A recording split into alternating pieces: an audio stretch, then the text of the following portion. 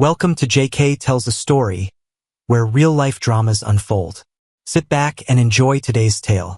Mom's done playing the dutiful wife for you. 20 years supporting your pathetic little business while you took her for granted.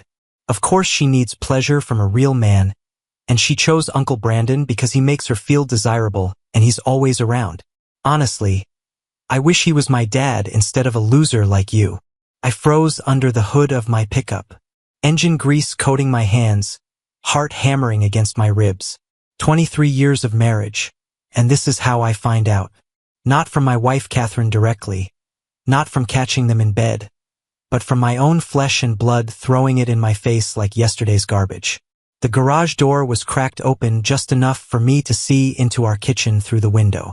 Catherine stood there in her silk blouse, the expensive one I'd bought her for our anniversary last month, nodding along as our daughter Lily continued her character assassination. Mom deserves better than this dump. Lily gestured around our modest home.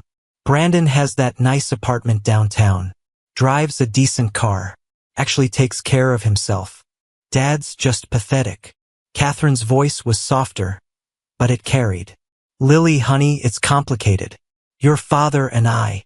What's complicated? You're unhappy. Brandon makes you happy. Dad's a joke around town anyway. Everyone knows his business is failing. My business? The construction company I'd built from nothing, working 16-hour days for 2 decades. Failing? We'd had a rough patch during the pandemic, sure, but we were climbing back. I wiped my hands on my jeans and stepped closer to the window, staying in the shadows. Catherine was pouring herself a glass of wine. The good stuff, not the cheap bottle we usually shared on weekends. Your father works hard, Catherine said, but there was no conviction in her voice. Lily laughed. Hard at what? His truck's older than I am. When's the last time he took you anywhere nice? Brandon took you to that fancy restaurant in Cincinnati last weekend. Last weekend, when Catherine told me she was at a work conference. Brandon understands me, Catherine said quietly. He listens when I talk about my cases, my goals.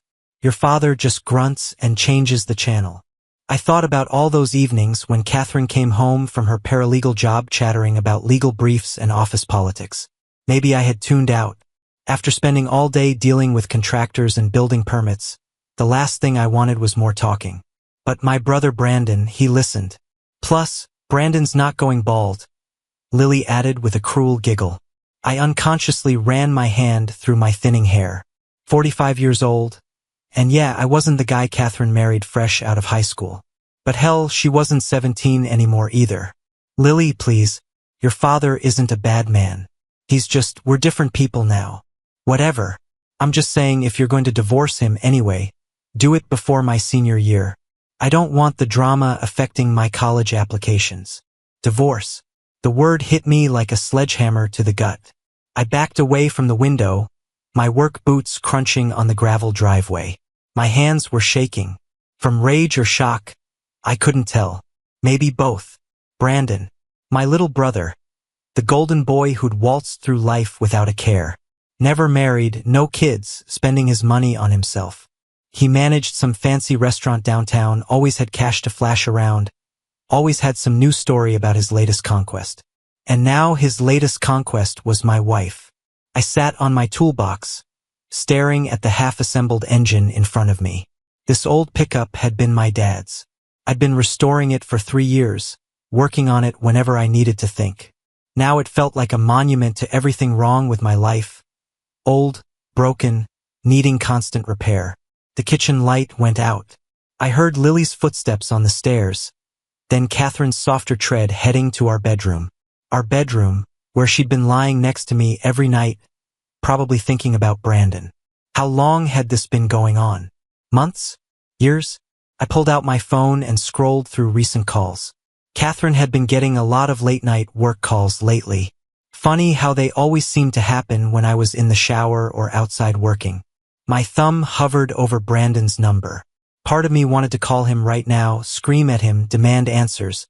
But another part, the part that had kept me alive in construction for 20 years, told me to think first. I needed information. Real information, not just my daughter's casual cruelty. The next morning, I made coffee and sat at our kitchen table like nothing had happened. Catherine came down in her work clothes, checking her phone. "Morning," she said without looking up. "Morning. You sleep okay?" "Fine." She poured coffee into her travel mug, still not meeting my eyes. "I've got a late meeting tonight. Don't wait up." "Another late meeting. What kind of meeting runs past 9? "Deposition prep. The Morrison case is going to trial next week." She kissed my cheek, a quick, perfunctory peck. "See you later." I waited until her car pulled out of the driveway, then called in sick to work. First sick day I'd taken in 2 years. I drove to Ruby's Diner downtown, where I knew the waitresses gossiped like cable news anchors. Sure enough, Ruby Martinez was working the morning shift. "Marcus, don't usually see you on a Tuesday. Coffee, please, and maybe some information." Ruby raised an eyebrow. She'd known me since high school, had dated Brandon briefly before he moved on to someone prettier. "What kind of information?" "The kind about my brother and married women." She poured my coffee slowly, thinking, "You sure you want to know?" "I'm sure. He's been bringing someone around the diner. Fancy lady drives that silver car. They sit in the corner booth, all cozy-like. Silver car. Catherine's Honda. How long? Couple months, maybe more." "Marcus, I'm sorry. I should have said something, but not your job." I left a 10 on the counter and walked out. My phone buzzed. Text from my old friend Vince Callahan, who ran the boxing gym across town. "Haven't seen you in weeks. Getting soft?" Vince's gym, where I used to go 3 times a week, back when I thought staying in shape mattered. Before Catherine started working late every night. Before I started eating dinner alone, watching TV until I fell asleep on the couch. I drove to the gym. Vince was training some kid on the heavy bag barking corrections. "Look who crawled out of his cave," Vince said when he saw me. "You look like hell. Feel worse. Got time to talk?" We sat in his cluttered office behind the gym. Vince poured whiskey into 2 coffee cups even though it wasn't noon yet. "Catherine's cheating," I said without preamble. Vince didn't look surprised. "With who?" "Brandon." Now he looked surprised. "Your brother Brandon? That's cold, even for him. You knew something?" "Saw them at Luigi's last month. Figured maybe it was business, but..." He shrugged. "Brother, if you want my advice, don't do anything stupid. That's what they're expecting." "What do you mean?" "Think about it. They want you to find out. Want you to lose your temper, do something that makes you look like the bad guy. Then Catherine gets the house in the divorce. Brandon gets to play hero, and you get screwed." I drank the whiskey. It burned, but not as much as the truth. "So what do I do?" "You fight smart. You make them sweat first. And when you're ready to strike, you hit where it hurts most." I spent the afternoon driving around our small town, really looking at it for the first time in years. Hartwell wasn't much. 18,000 people, 2 main streets, a dying mall, more churches than bars. But it was home. And in a place like this, reputation mattered. Catherine worked at Hendricks and Associates, the biggest law firm in 3 counties. She'd started as a secretary 20 years ago, worked her way up to paralegal. Good money, better than what most folks around here made. Brandon managed Antonelli's, the upscale Italian place downtown. It catered to lawyers, doctors, the city council crowd. Good money there too, plus tips from wealthy customers trying to impress their dates. Both of them had invested heavily in their local reputations. Catherine was known as the ambitious small-town girl who'd made something of herself. Brandon was the charming bachelor who donated to local charities and knew everyone's name. Reputations could be destroyed. I parked outside Catherine's office building and waited. At 5:30, she emerged with 3 other women from her firm. They stood talking for a few minutes, then went their separate ways. Catherine didn't go home. She drove to the grocery store, spent 20 minutes inside, then headed toward Brandon's apartment complex. I followed at a distance, my heart pounding. When she parked outside Riverside Gardens, the nicest apartments in town, I pulled over 2 blocks away and walked back. Through the lobby windows, I saw her in the elevator with Brandon. They weren't touching, But the way they stood together, the way she looked at him, 23 years of marriage, and she'd never looked at me like that. I went home and sat in my garage, staring at Dad's old pickup. The engine was almost finished. Just needed a few more hours of work. Dad had driven this truck for 30 years, through good times and bad. He'd bought it new in 1985 when he started his own construction business, the same business I'd inherited and built up. The same business Lily called pathetic. My phone buzzed. Text from Catherine, working late. Don't wait up. I typed back, okay, love you. She replied with a heart emoji. A damn heart emoji. I worked on the truck until midnight, tightening bolts and adjusting cables. Physical work helped me think, helped me plan. By the time I went to bed, I had the beginning of an idea. The next morning, I was up before dawn. Catherine was already gone, early meeting, she'd said. Lily was still asleep. She didn't have classes until afternoon. I drove to Hartwell High, where I'd graduated 27 years ago. The parking lot was empty except for the maintenance crew. I found old Mr. Peterson, who'd been the janitor since before I was born. Marcus Reed, haven't seen you in years. How's the construction business? Good enough. Listen, Mr. Peterson, I need a favor. My Lily's got some college applications coming up, and I want to surprise her with something special. Maybe a little video of her friends talking about her. That's sweet. What do you need? Just wondering if you know anything about kids posting stuff online these days. You know, social media and all that. Peterson laughed. Hell, these kids put their whole lives on the internet. Lily's always making those little videos. Dancing around, talking about her family. Popular girl, that one. She talks about family online? Oh sure. Just last week, she made some video about her dad, you being this big embarrassment. Got thousands of views. My blood ran cold. Thousands. Kids love that drama stuff. She was going on about how you're broke and her mom's dating someone else. Probably just teenager nonsense. But he trailed off, seeing my expression. Mr. Peterson, could you show me how to find these videos? 20 minutes later, I was sitting in my truck watching my daughter mock me for the entertainment of her 8,000 TikTok followers. So, my dad's basically a walking midlife crisis, Lily said to her phone camera, sitting in what looked like our living room. He's 45, going bald, drives a truck older than me, and still thinks he's going to be some big construction mogul. Meanwhile, my mom's finally realizing she deserves better. The video had 12,000 likes and 600 comments. I scrolled through them. Your dad sounds like a loser, lol. Get your mom a divorce lawyer. Maybe your dad should try harder. Older men are so pathetic. There were more videos. Dozens of them. Lily had been documenting our family's dysfunction for months, turning our private pain into public entertainment. One video from 3 weeks ago showed Lily filming herself in the kitchen while I sat at the table reading the newspaper. This is my dad pretending he's not a failure, she whispered to the camera. Watch this. Then louder. Dad, how was work? On the video, I looked up and grunted something about permits and deadlines. See, Lily whispered. He has the personality of a rock. No wonder mom's looking elsewhere. Looking elsewhere. Even 3 weeks ago, Lily knew. I drove home and found Lily in the kitchen, eating cereal and scrolling through her phone. Morning, Dad. Shouldn't you be at work? Taking the day off.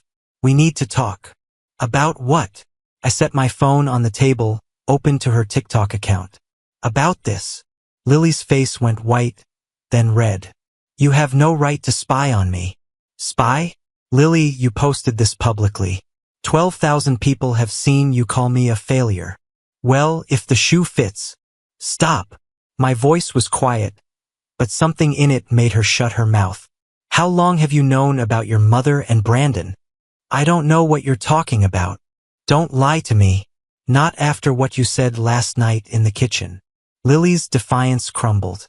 A few months. I saw them together at the mall. They were holding hands. And you didn't think to tell me? Why would I? It's not like you'd fight for her. You never fight for anything. That stung because it was true. I'd built my life around avoiding conflict, keeping my head down, working hard, and hoping that would be enough. Pack a bag, I said. What? You're going to stay with your grandmother for a while. You can't make me. I can and I will. You want to humiliate this family online? Fine. But you won't do it under my roof. Lily stormed upstairs, screaming about how unfair I was, how I was ruining her life. I called my mother, explained the situation in general terms. Mom didn't ask many questions. She'd raised 2 sons, understood family drama. Bring her over, Mom said. Maybe some time away will help her remember her manners. Catherine called at lunch. Lily texted me. She says you're kicking her out. She's staying with Mom for a few days. We need some space.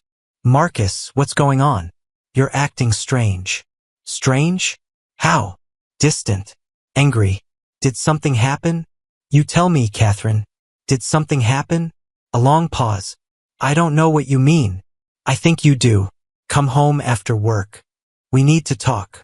I can't tonight. I have. Cancel it. Be home by 6. Or I'll come to your office and we'll talk there. I hung up before she could respond. At 6:15, Catherine's car pulled into our driveway. I was waiting in the living room, still wearing my work clothes, holding a beer I hadn't touched. You said we needed to talk, Catherine said, setting down her purse but not sitting. How long? How long what? Don't make me say it, Catherine. Just tell me how long. She stared at me for 30 seconds, then collapsed into her chair like a puppet with cut strings. For months, she whispered. Why Brandon? I don't know. It just happened. We were at that charity dinner in March. You had the flu, remember? Brandon offered to drive me. We went for coffee afterward, and we just talked. Really talked. About books, movies, plans for the future. Things we used to talk about. We still talk. No, Marcus, we don't. We discuss schedules and bills and Lily's school. When's the last time you asked me what I wanted out of life? I opened my mouth to answer, then realized I couldn't.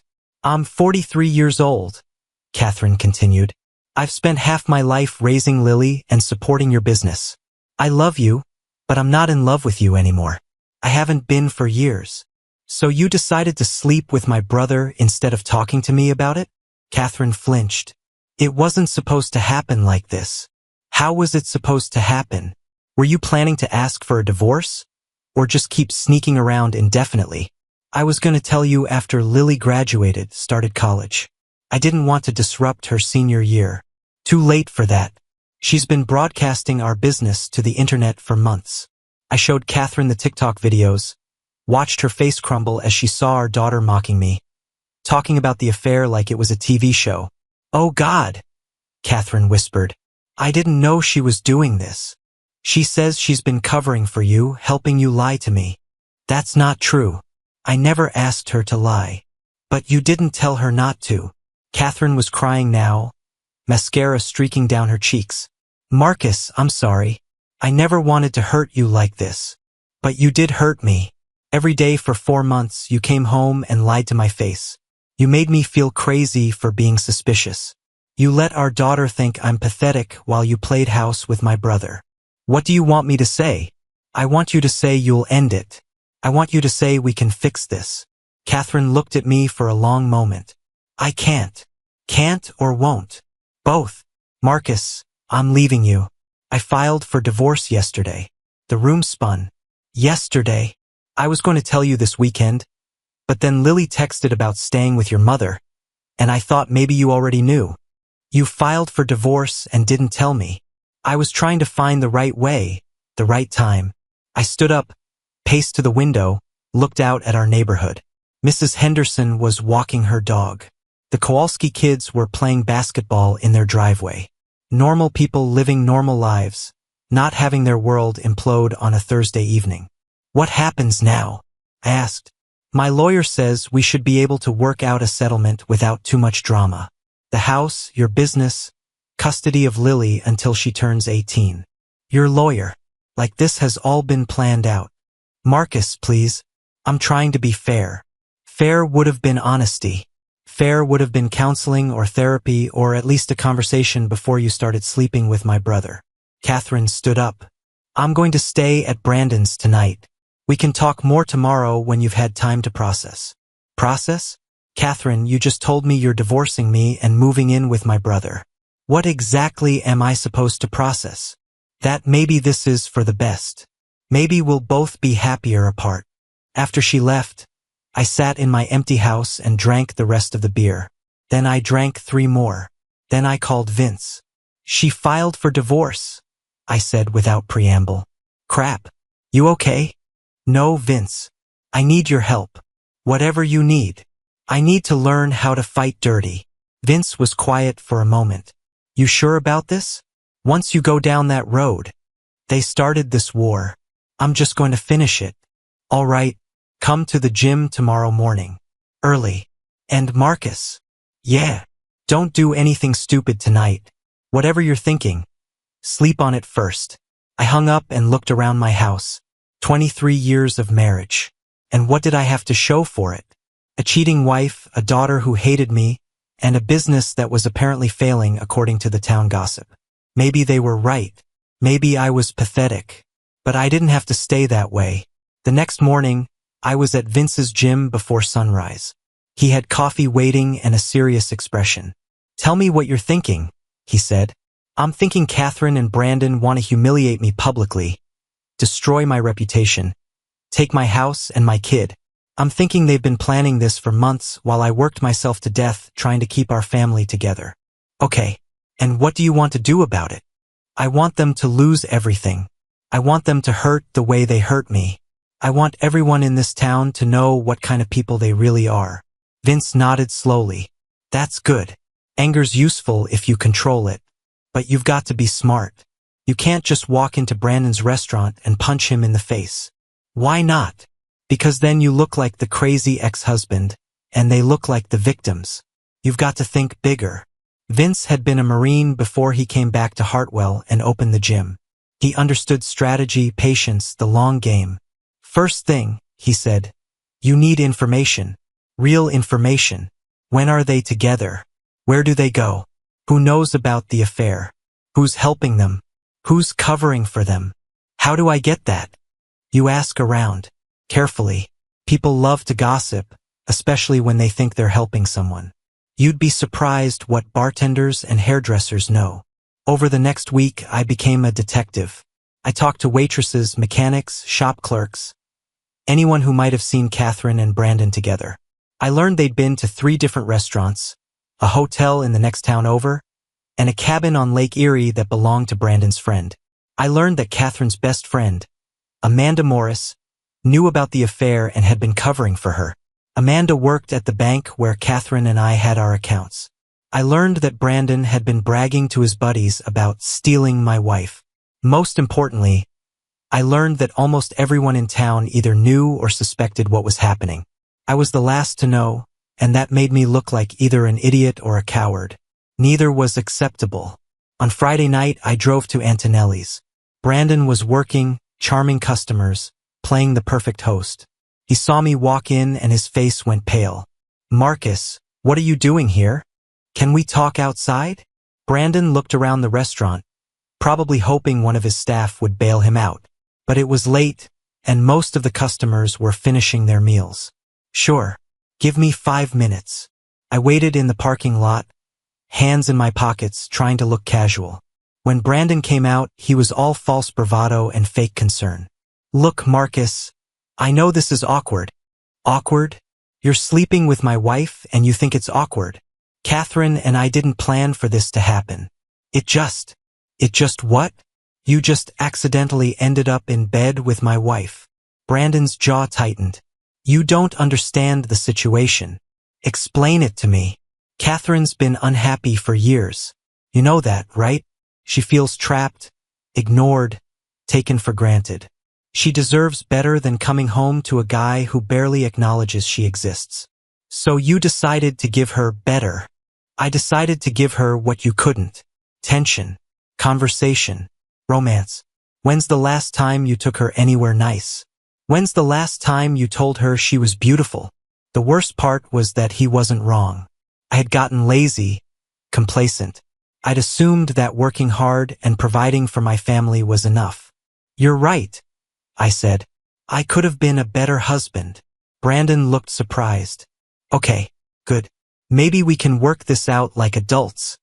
But here's the thing, Brandon. You could have been a better brother. You could have talked to me, suggested marriage counseling. Hell, you could have at least waited until after the divorce papers were signed. Instead, you decided to sneak around behind my back, make me look like a fool in front of the whole town, and turn my own daughter against me. I never did anything with Lily. You didn't have to. You just let her watch you destroy her family and convinced her it was my fault. Brandon stepped closer, and I could smell his expensive cologne. Your family was already destroyed, Marcus. I just gave Catherine an escape route. An escape route? Is that what you call it? What would you call it? I smiled, and something in my expression made Brandon step back. I'd call it the biggest mistake you ever made. I walked away before Brandon could respond, leaving him standing in the parking lot looking confused and slightly worried. On Saturday, I drove to the bank. Amanda Morris worked the drive-through window, and I'd known her since high school. She'd been Catherine's maid of honor at our wedding. Marcus, how are you holding up? Interesting question. I'm okay, Amanda. Thanks for asking. If there's anything I can do. Actually, there is. Catherine mentioned something about needing to transfer some money around for the divorce proceedings. I just want to make sure I understand our financial situation. Amanda's face went carefully neutral. I can't really discuss account details with you, Marcus. Of course not. I just meant in general terms. Are there any accounts I should know about? What do you mean? Well, Catherine's been working a lot of overtime lately, taking on extra cases. I'm wondering if she's been saving that money somewhere I might not be aware of. Amanda glanced around, then leaned closer to the window. Marcus, I probably shouldn't say anything, but Catherine opened a separate account 3 months ago. She's been moving money into it every week.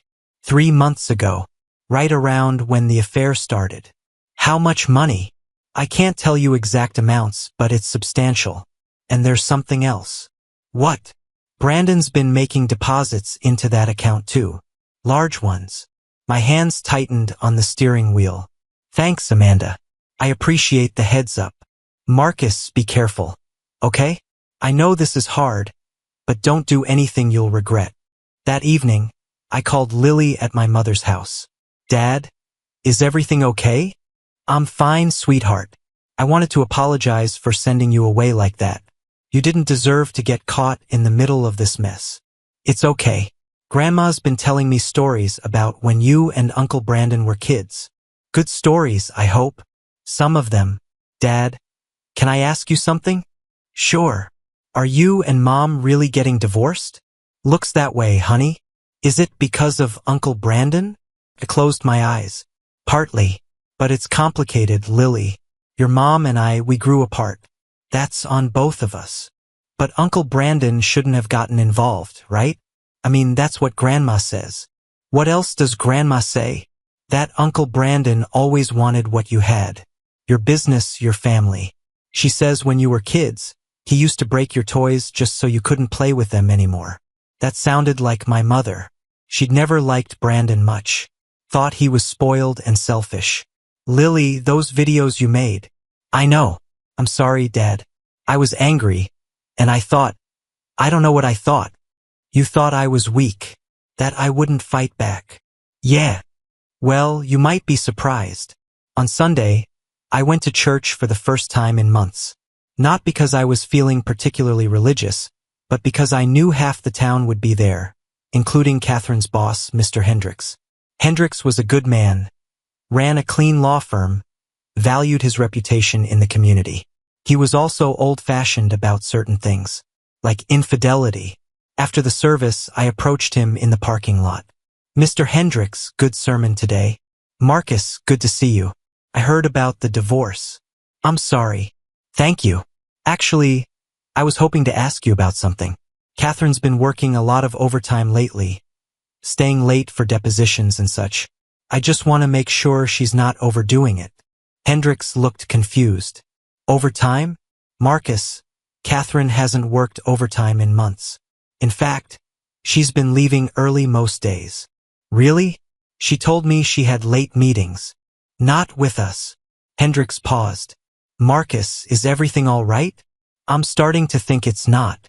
Mr. Hendricks, if someone was using company time for personal business, that would be a problem. Wouldn't it? It would be grounds for termination, yes? I'm saying you might want to check Catherine's computer.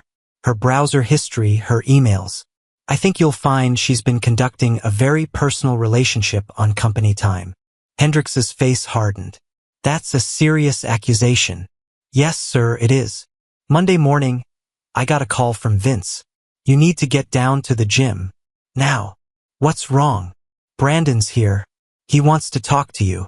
I found Brandon in Vince's office, pacing like a caged animal. His usually perfect hair was messed up, his shirt wrinkled. What did you do? He demanded when he saw me. Good morning to you too, Brandon. Cut the crap, Marcus. What did you say to Hendricks? I told him the truth, that his star paralegal has been using company resources to conduct an affair. Catherine got fired. She's devastated. 20 years with that firm, and now she's got nothing. Welcome to my world. Brandon stepped closer, his face red with anger. This is between you and me. Leave Catherine out of it. Leave Catherine out of it? Brandon, Catherine is it. She's my wife, or was, until you decided to break up my marriage. Your marriage was already broken. Maybe, but it was mine to fix or end, not yours to destroy. Vince stepped between us. Gentlemen, let's keep this civil. Civil? Brandon laughed. Your friend here just cost Catherine her career. There's nothing civil about this. You cost Catherine her career, I said. The moment you started your affair with her. Brandon swung at me. I saw it coming and ducked, then came up with a short jab that caught him under the chin. He stumbled backward, hit Vince's desk, and went down hard. Enough! Vince grabbed my arm as I moved toward Brandon. Both of you calm down. Brandon wiped blood from his lip and glared at me. This isn't over. No, I agreed. It's not. After Brandon left, Vince poured whiskey into 2 coffee cups. Feel better? He asked. A little. Good. Now, what's your next move? I'm going to destroy them. Both of them. Completely. How? I pulled out my phone and showed Vince the photos I'd taken at the lake cabin yesterday. Brandon's car parked outside. Catherine going in with an overnight bag. The 2 of them on the deck, drinking wine and laughing. I'm going to show these to everyone. Starting with Lily. Vince frowned. You sure about that? Once you put this out there, you can't take it back. They humiliated me publicly. Now it's their turn. That afternoon, I drove to my mother's house. Lily was in the backyard, reading a book. Dad, what are you doing here? I wanted to talk to you about your mom and Brandon. Lily's face fell. Do we have to? Yes, Lily. I sat down beside her on the porch steps. I know this is hard, but I need you to understand something. What your mother did, what Brandon did, it's not okay. And I'm not going to just roll over and take it. What do you mean? I showed her the photos. Watched her face change as she realized what she was seeing. There at Uncle Brandon's friend's cabin, she whispered, while telling me she was working late. While you were here, thinking your father was the villain in this story. Lily started crying. I didn't know it was this bad. Your mother filed for divorce without telling me. She and Brandon have been planning this for months. Moving money, setting up their new life together. They never intended to work things out or consider counseling. They just wanted me gone. What are you going to do? I'm going to make sure everyone knows the truth. Your mother and Brandon want to play victims? Fine. But they're going to do it honestly. Lily wiped her eyes. Can I come home? Tomorrow. Right now, I have work to do. That evening, I created my own social media accounts, Facebook, Instagram, even TikTok. Then I posted the photos. The caption was simple. After 23 years of marriage, I found out my wife has been having an affair with my brother. They've been lying to me, to our daughter, and to this community for months. These photos were taken yesterday while my wife told me she was working late. I guess everyone deserves to know the truth. Within an hour, the post had 50 comments. Within 2 hours, it had been shared 30 times. By midnight, half the town had seen it. My phone started ringing around 10. First Catherine, screaming about invasion of privacy and public humiliation. Then Brandon threatening to sue me. Then random neighbors offering support or asking for more details. I turned off my phone and went to bed. The next morning, I picked up Lily from my mother's house. She was quiet during the drive home, staring out the window. Dad, everyone at school is talking about the photos. I figured they would be. Some people are saying mean things about Mom. Are you upset about that? Lily was quiet for a long moment. I don't know. I'm mad at her, but she's still my mom. I understand, Lily. I'm not trying to turn you against your mother. But I'm not going to let her and Brandon rewrite history to make me the villain. What happens now? Now we see how they react. I didn't have to wait long. When we got home, Brandon's car was in our driveway. He was leaning against it, arms crossed, looking furious. Lily, go inside, I said. Dad, inside, now. Lily reluctantly went into the house. Brandon pushed off from his car and stalked toward me. You son of a... He caught himself, glancing at the house where Lily might be watching. You destroyed Catherine's reputation. Catherine destroyed Catherine's reputation. I just documented it. Those photos were taken on private property, public road. I never set foot on the cabin grounds. This is harassment. This is consequences. Brandon got in my face, close enough that I could see the blood vessels in his eyes. Take down those posts. No, take them down or I'll make you. Try it. For a moment, I thought he might actually swing again. But Brandon had always been more talk than action.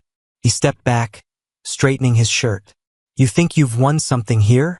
Catherine still loves me. We're still together. All you've done is make yourself look bitter and pathetic. Maybe, but everyone knows the truth now. The truth. Brandon laughed. The truth is you were a terrible husband who drove away the best thing that ever happened to you. If I was such a terrible husband, why didn't Catherine just divorce me? Why the sneaking around? Why the lies? Brandon didn't have an answer for that. I'll tell you why, I continued. Because Catherine wanted to have her cake and eat it too. She wanted the security of being married to me while having fun with you. She wanted to keep the house, the respectability, the financial stability, while having an affair on the side. That's not. And you went along with it because you've always been jealous of what I have. Dad's business, a family, a house, respect in this community. You couldn't build your own life, so you decided to steal mine. Brandon's face was purple with rage. You don't know what you're talking about. Don't I? Tell me, Brandon, when we were kids, what happened to my model airplane? The one I saved up for 3 months to buy. What? My model airplane. I came home from school one day and found it in pieces on my bedroom floor. You said you didn't know what happened to it. That was 30 years ago. You broke it because you couldn't stand that I had something you didn't. Just like you broke up my marriage because you couldn't stand that I had a wife and family. Brandon opened his mouth to deny it, then closed it. We both knew I was right. Get off my property, I said quietly. This isn't over. No, it's not. But the next move is yours. Brandon drove away, tires squealing. I went inside and found Lily sitting at the kitchen table, looking shaken. I heard yelling. Uncle Brandon came by to express his displeasure with my social media posts. Dad, I'm scared. What if he does something crazy? Like what?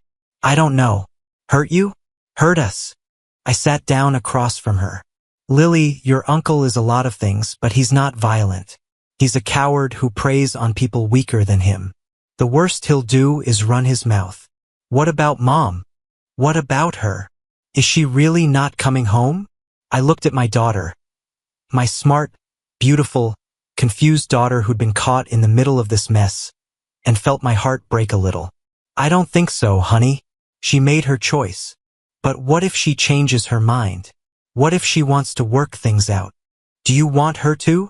Lily thought about it. I want our family back. But not like this. Not with all the lies and sneaking around. I understand. But Lily, Even if your mom came home tomorrow and begged forgiveness, things would never be the same. Some trust can't be rebuilt. That evening, Catherine called. Not screaming this time, but crying. Marcus, please take down those photos. Please. Why? Because I lost my job. Because people are saying horrible things about me. Because Lily's friends are asking her questions she shouldn't have to answer. Should have thought about that before you started the affair. I made a mistake. I'm sorry, but this public humiliation, it's too much. Is it? Because from where I'm sitting, it seems like exactly enough. What do you want from me? I want you to admit that you're not the victim here. I want you to stop playing the wounded party and own what you did. Fine. I own it. I had an affair. I lied to you. I hurt our family. Are you happy now? Getting there. Marcus, I know you hate me right now, but please think about Lily. She doesn't deserve to be caught in this crossfire. You're right. She doesn't. She deserved parents who could work out their problems like adults, or at least end their marriage with dignity. Instead, she got a mother who lied to her for months and used her as a shield. That's not fair. Nothing about this is fair, Catherine. But it's happening anyway. Catherine was quiet for a long moment. What happens now? Now you live with the consequences of your choices, just like I have to live with the consequences of mine. What does that mean? It means the divorce proceeds as planned. It means you find a new job. It means you and Brandon figure out if what you have is worth all the damage you've caused. And Lily stays with me. She's almost 18 anyway. And I think she's seen enough of what infidelity does to a family. You can't keep her from me. I'm not keeping her from you. But I'm not forcing her to choose between her loyalty to me and her need for a relationship with you. That's your problem to solve. After I hung up, I sat in my living room and really looked at it for the first time in months. This house had been our home for 15 years. Catherine and I had painted these walls, picked out this furniture, hosted birthday parties and Christmas mornings and homework sessions. Now it felt like a crime scene.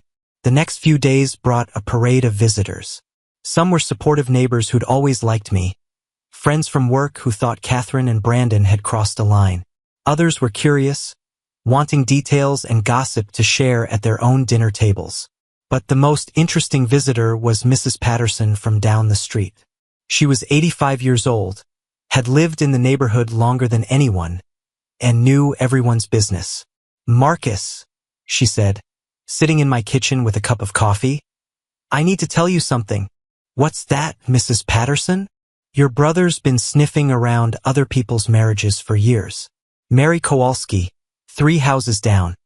Her husband caught Brandon sending her inappropriate messages 2 years ago. Nothing came of it because Mary shut it down. But Brandon has a pattern. He targets married women, especially ones who seem unhappy. It's like a game to him. Why didn't anyone ever say anything? Mrs. Patterson shrugged. People mind their own business. Until now.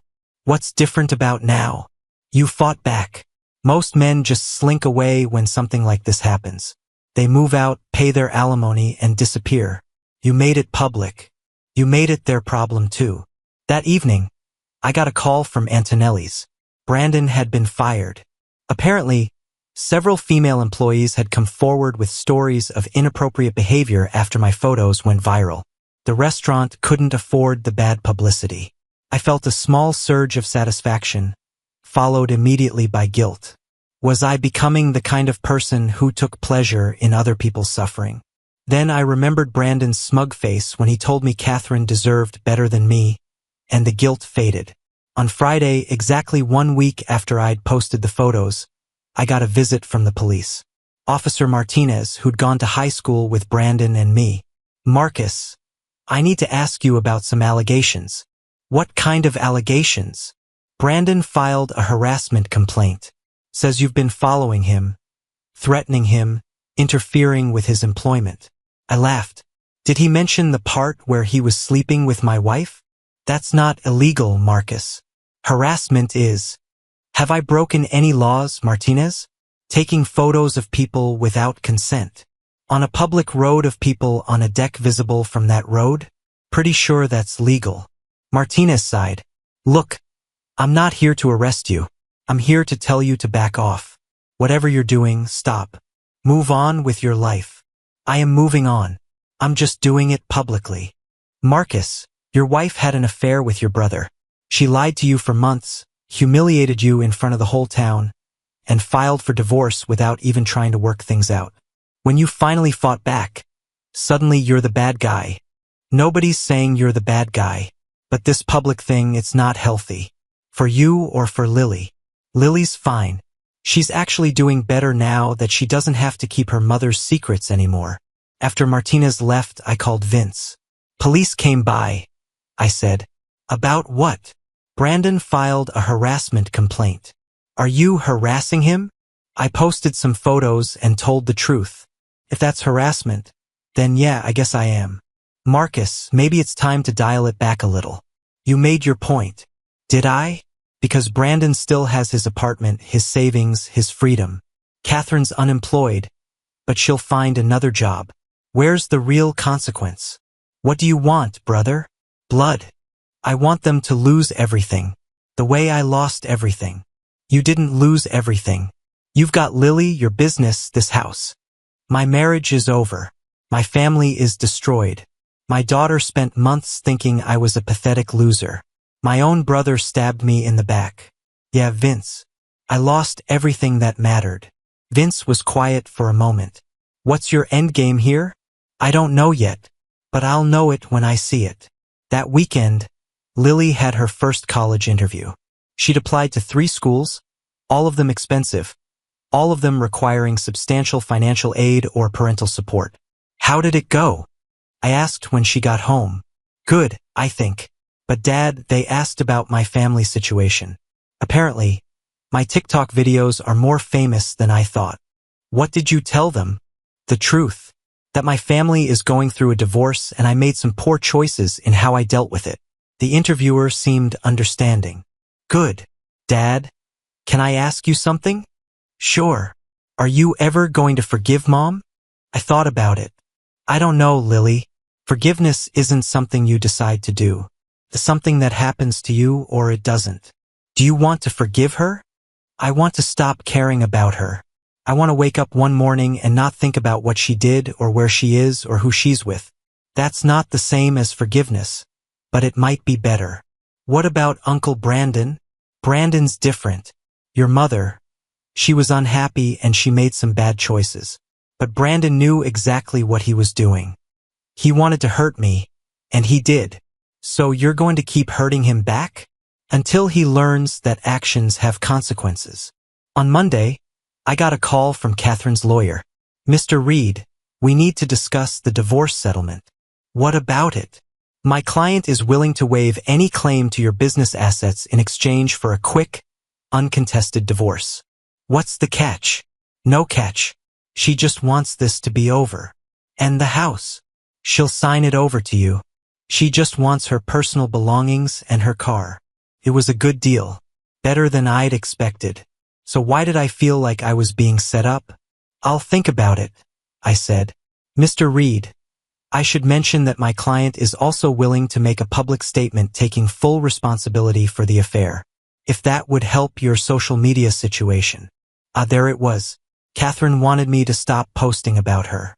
Tell your client I'll consider her offer, but I'll need to see that statement first. That evening, Catherine called me directly. Marcus, I'm asking you. Please stop posting about us.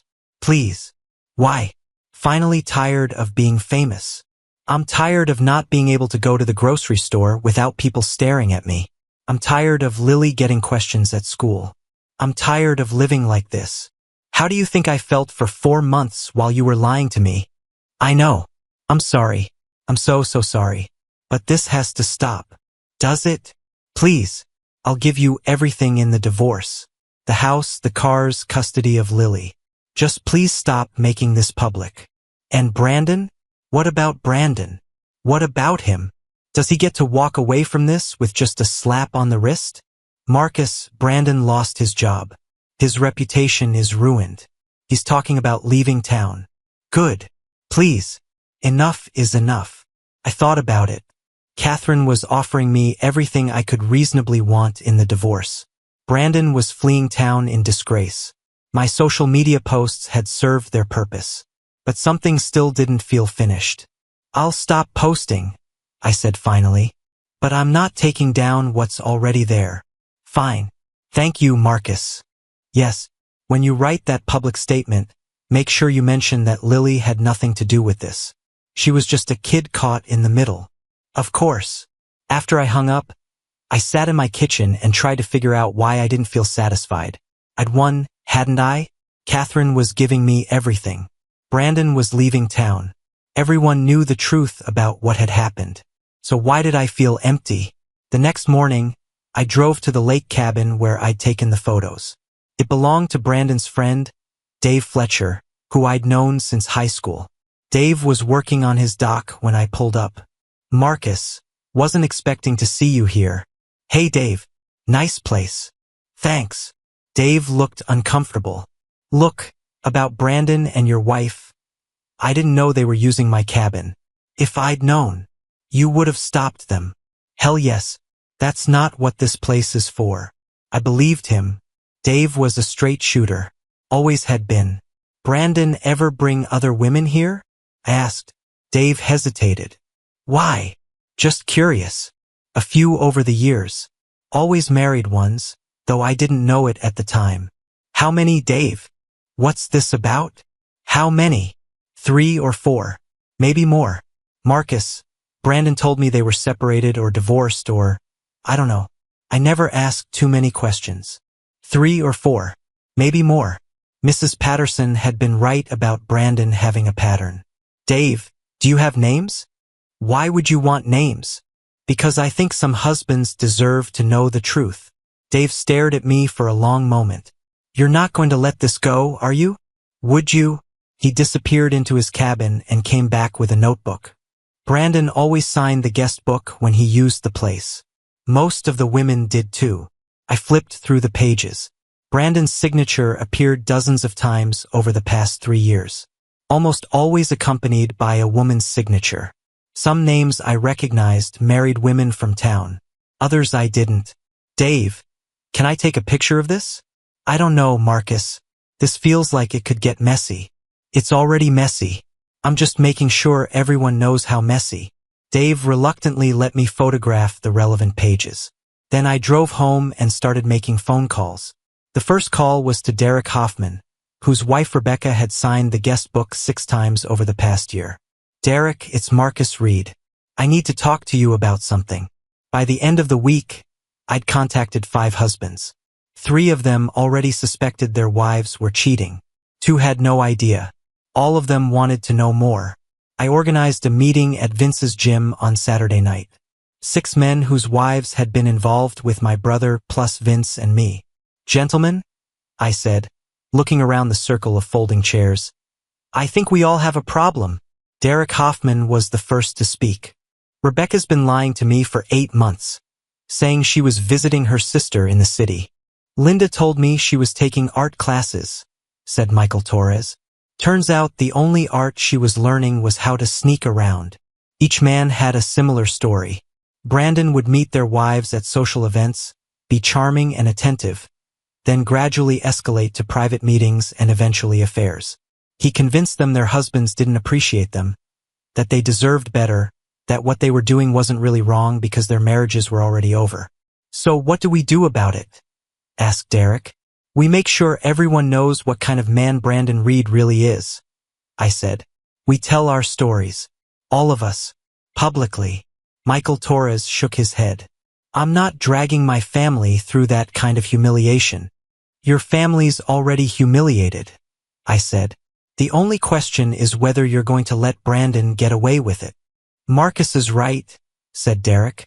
If we stay quiet, Brandon just moves to another town and starts over. How many more families is he going to destroy? Over the next hour, we planned our strategy. Nothing illegal, nothing violent, just public accountability. We would each write a statement describing Brandon's pattern of behavior. We would post them on social media, send them to local newspapers, make sure everyone in town understood that Brandon Reed was a predator who targeted married women. What about our wives? Asked Michael. What about them? I replied. They made their choices. Now they live with the consequences. But the humiliation. They should have thought about that before they decided to cheat. Not everyone was comfortable with the plan. 2 of the men left the meeting without committing to anything. But 4 of us agreed to move forward. On Sunday, we posted our statements simultaneously. 6 stories of betrayal, all with the same villain. The response was immediate and overwhelming. Brandon's phone number was disconnected by Monday morning. His apartment was empty by Tuesday. By Wednesday, word was that he'd left town entirely. Catherine called me that evening, furious. You said you'd stop posting. I did stop posting. Other people started posting. You organized this.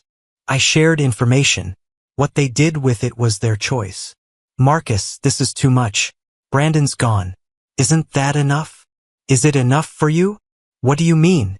Are you satisfied with how this turned out?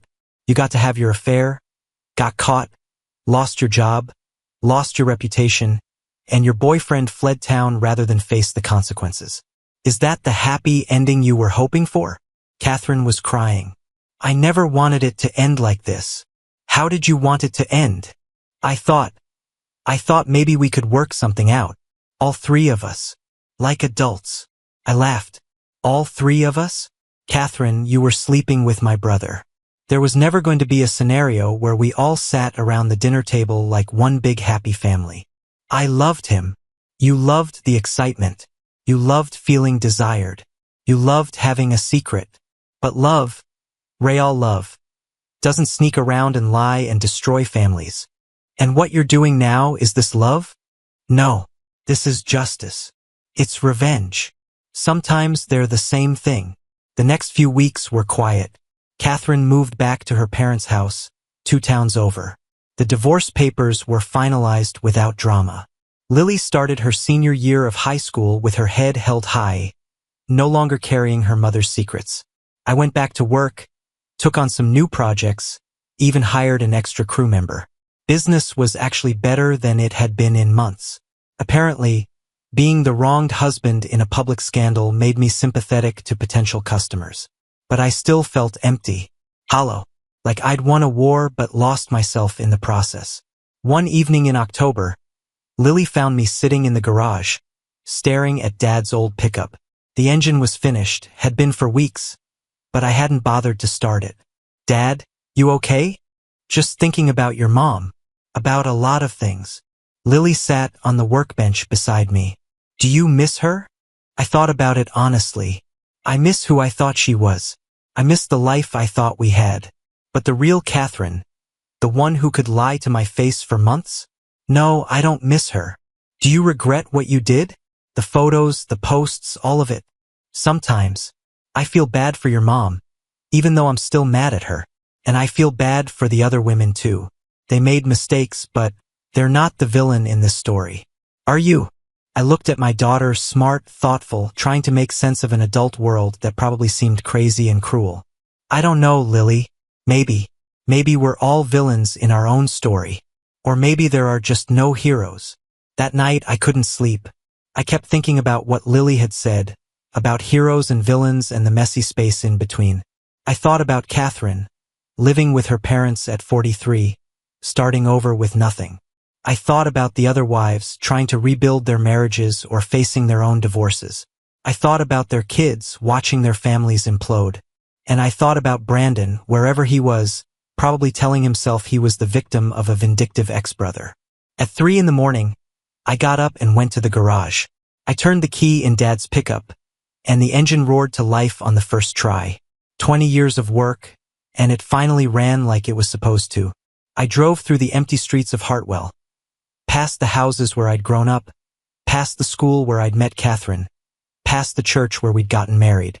This town had been my whole world for 45 years, and now it felt like a crime scene. I parked at the lake where Dave Fletcher's cabin sat dark and empty. Brandon would never come back here, would never hurt another family in this town. Was that victory? Justice? Or just the hollow satisfaction of a man who'd burned down everything around him to make a point? I sat by the water until sunrise, then drove home to make breakfast for Lily before school. Life went on. It always does. 2 months later, I got a letter from Brandon. No return address. Postmark from somewhere in Florida. Marcus, I know you'll probably throw this away without reading it, but I had to try. I'm sorry, not just for getting caught, but for what I did. You're right that I was always jealous of what you had. I'm working on figuring out why I needed to destroy it instead of building my own life. I know it doesn't matter now, but I want you to know that Catherine really did love you. She was just lost, and I took advantage of that.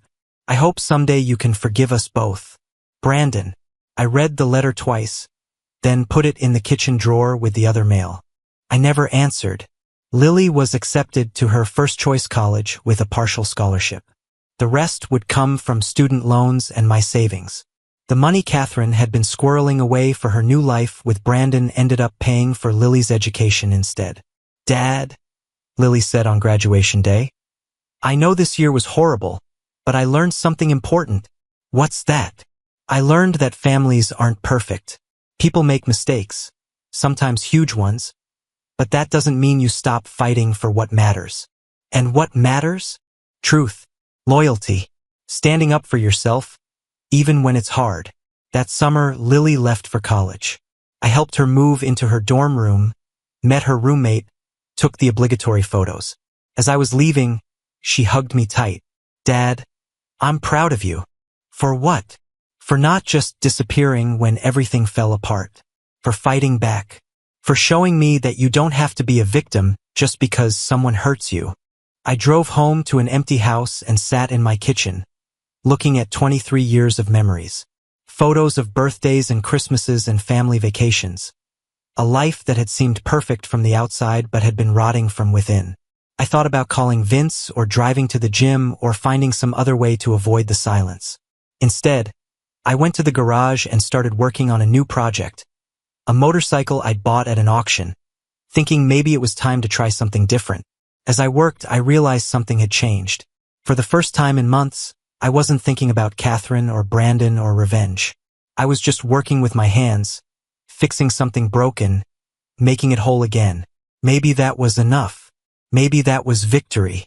Maybe that was how you stop being a victim and start being yourself again. The phone rang. Lily, calling from college to tell me about her classes, her friends, her new life. We talked for an hour about everything except the divorce, the affair, the public humiliation that had defined our family's final year together. When I hung up, I realized I was smiling.